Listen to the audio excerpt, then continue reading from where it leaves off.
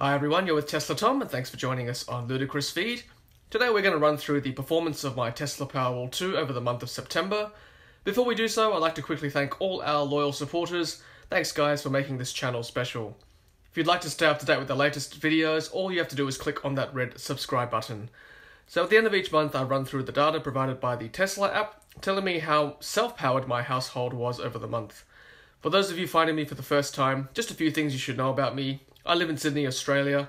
I live in a 2-story house with 5 bedrooms, together with my wife and 2 young children. We have a 3 kilowatt rooftop solar array, coupled with a Tesla PowerWall2 which has a 13.5 kilowatt hour capacity. September is the first month of spring here in Sydney, and is also the month of the spring equinox, signalling the start of longer days, whereby there are more than 12 hours of daylight each day. During September, I ran my pool pump on its lowest variable setting for 4 hours per day. I had the heaters on for a couple of hours each morning just to take the edge off the morning chill.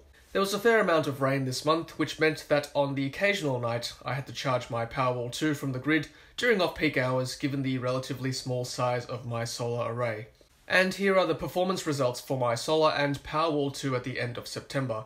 As a whole, my household's electricity usage was self-powered for 63% of the time, comprising of 28% coming purely from solar production, while 35% came from stored energy in my PowerWall2. For the last week of September, we were self-powered 65% of the time, slightly above the monthly average.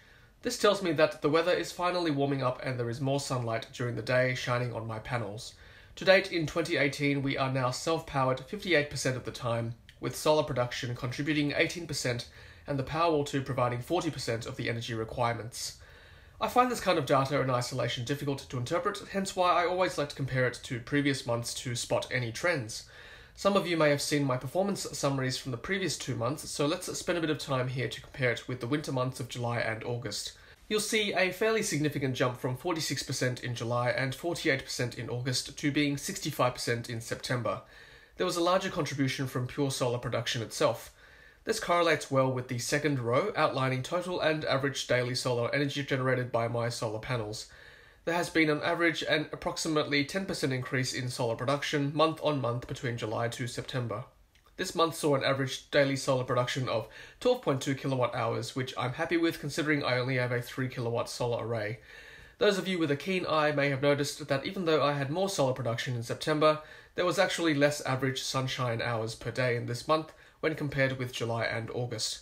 What's going on, I hear you say? How is that possible? Well, I had a good look at the Australian Government's Bureau of Meteorology website, and by the way, that's where all these weather stats come from. As I said earlier, we had a fair amount of rain earlier in September, which I am personally thankful for. We've had a dry winter in Sydney and in Australia in general. A large part of our country is in drought, unfortunately, making life difficult for our farmers, so I wasn't too unhappy seeing the rain this month, along with many other Australians, I suspect. But you may have noticed from my previous slide that last week in September performed better than the whole month in general, and when I examined the Bureau's data, we had many days with 10+ hours of sunshine. So I think it's actually the latter half of September that helped to boost the solar production numbers for the month. And just to finish off, as you'd expect, both the average high and low temperatures were warmer than the previous months. So that's September, folks, in a nutshell. The warmer weather makes me happy in more ways than one, knowing my household can become increasingly more self-powered as we head towards the summer months.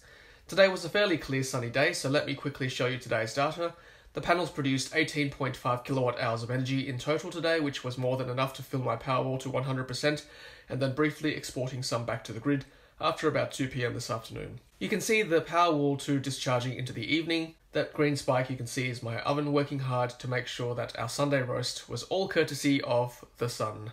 Alright guys, hope you enjoyed that little breakdown of my solar panels and Powerwall's performance for the month of September. Please leave a comment below if you'd like to ask any questions or if you'd like me to clarify anything at all. I'd be very happy to hear from you. Hopefully it's a lovely day wherever you are in this world, and as always, happy charging. Thanks for watching, and thanks for being part of the energy revolution. If you haven't done so already, be sure to hit subscribe to keep up to date with our latest videos. If you're about to buy a Tesla, use our promo code on screen to score $100 in supercharging credit. Happy charging!